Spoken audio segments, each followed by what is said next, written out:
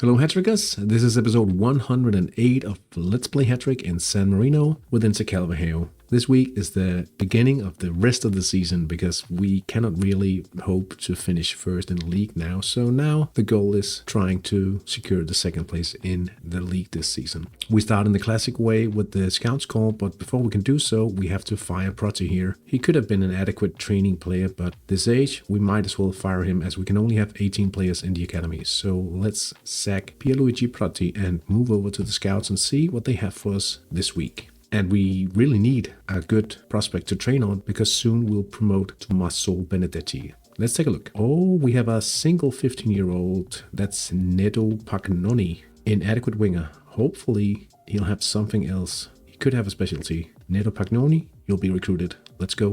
1578. Taking a look at the training here, we're still double training defending.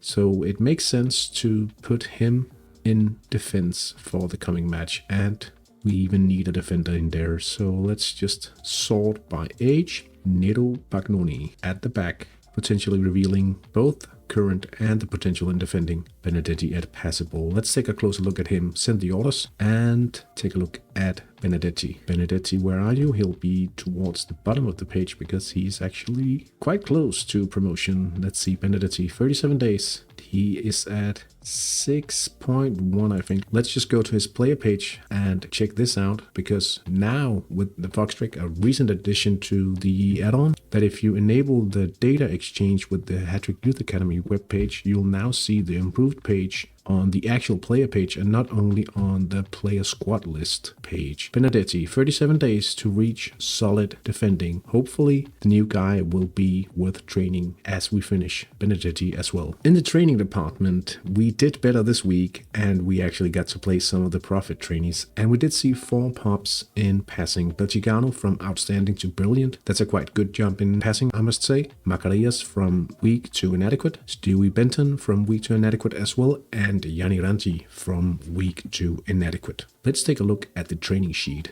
I have to mention the fact that if you do think that the changes in TSI seem a bit drastic, that is because I didn't get to update it last weekend. But here we are on the verge of the age of 24.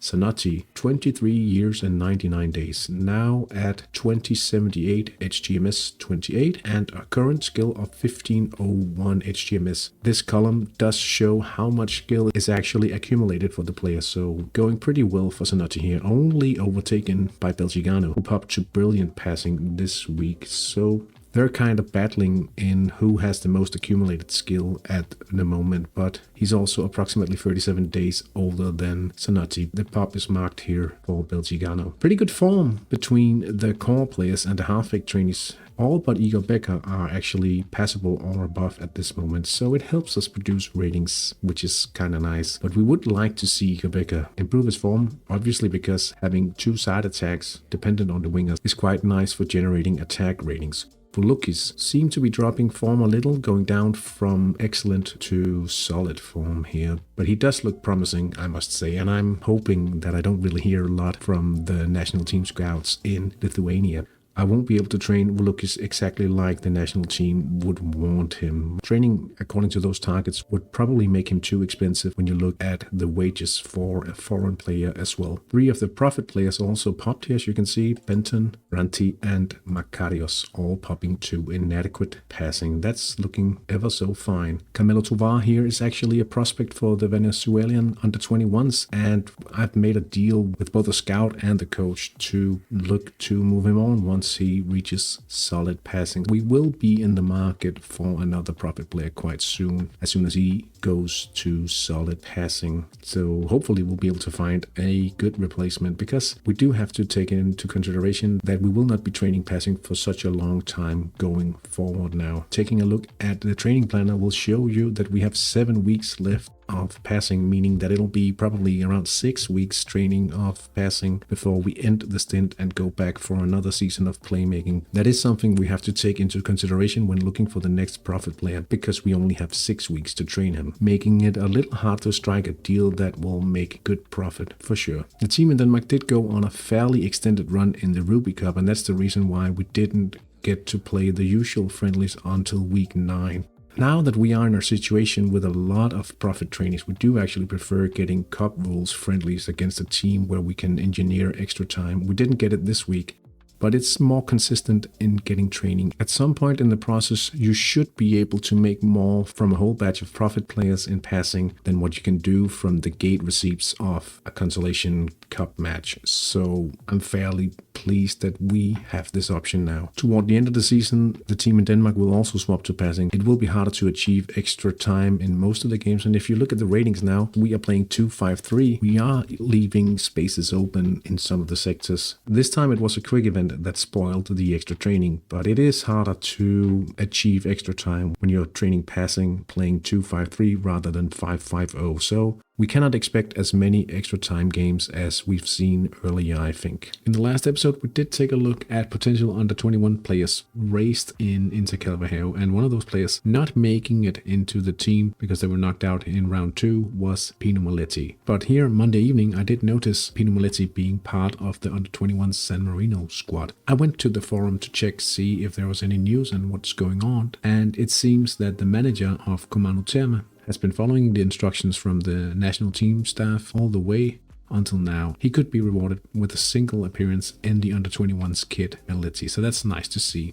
Now reading further in this forum topic, I also noticed that the coach is planning to play a few of the players for the coming campaign, so hopefully we could actually see Nicola Menki in the squad quite soon. That's my hope at least. That would be pretty cool. Sunday evening meant Botbashing against AS Citavella, a chance to build up some team spirit, some confidence, and we did deliver. Look at these starting ratings from the boys. 7 expected goals. This meant braces for Volakis, El Cigano, Francioni, and they were joined on the score sheet by Sergio Lucas, Zanotti, and Andras Sausage. Very nice win, just a yellow for Sergio Lucas. That's something we could easily manage, so that's a pretty good result. No hiccups, a lot of goals. That's all you can wish for. But for this episode's match of the week, we'll have to look at another match. Mickey B and Nasty Dragons played in an important match for us as well, and I must admit it felt a little strange to be cheering on the Nasty Dragons, who had just beaten us in the prior round. A Nasty Dragons win would make it a little bit easier for us to compete for the second place this season.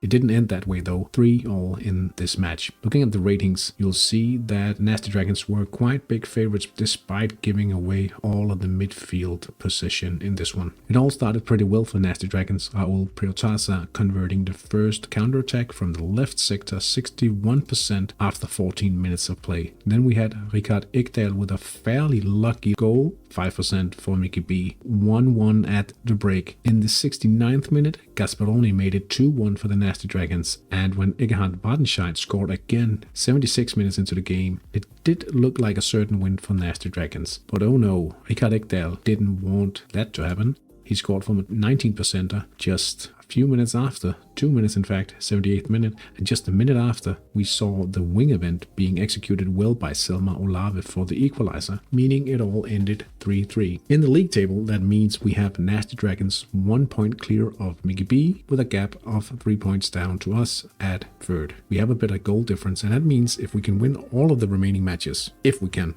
we will be able to overtake them. We do play Mickey B in the final match of the season as well. Ladendicht, 6 points after in fourth. Unknown could potentially overtake them, just 1 point after. In sixth, we have BKS Union Belize, 8 points. The Bots obviously at the bottom of the table. The task at hand is clear. Win the remaining games and we might finish second. It'll be tough, but certainly not impossible. We'll do our best to secure second place this season, even though it does hurt, I have to say this again this season. Anyway, that's all for this week's episode. I hope you enjoyed it, and if you did, please consider liking the video, subscribing to the channel, and leaving a comment in the comment section below.